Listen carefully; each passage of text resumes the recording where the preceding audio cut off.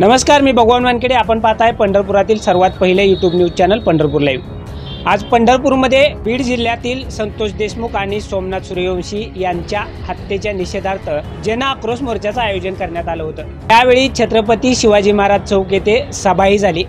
या सभेमध्ये संतोष देशमुख यांची मुलगी वैभवी देशमुख हिने आपली प्रतिक्रिया व्यक्त केली।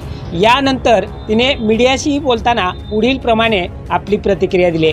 ते जे दुःख आहे ते आज आमच्या कुटुंबावर आहे, म्हणून माहिती आहे की हे दुःख आहे ते खूप वाईट आहे। एक वाटतं की माझ्या वडिलांची ज्यांनी हत्या केली त्यांना शिक्षाही झालीच पाहिजे, कारण की त्यांनी गुन्हेगारी केली आहे। पण नंतर एक विचार येतो की त्यांच्या घरच्यांचं काय होईल।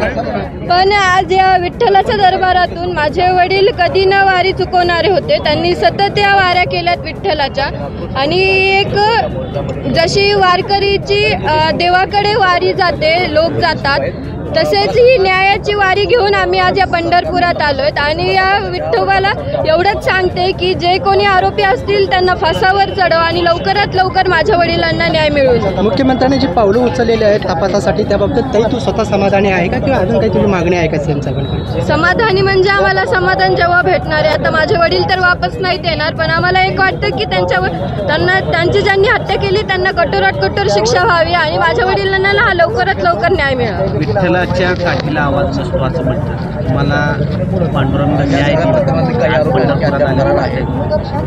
वाटतंय, कारण की सगळं करणारा तोच आहे। म्हणून आज आम्ही त्यांना सुद्धा, विठ्ठलाला सुद्धा सांगतोय की आम्हाला लवकरात लवकर न्याय मिळवून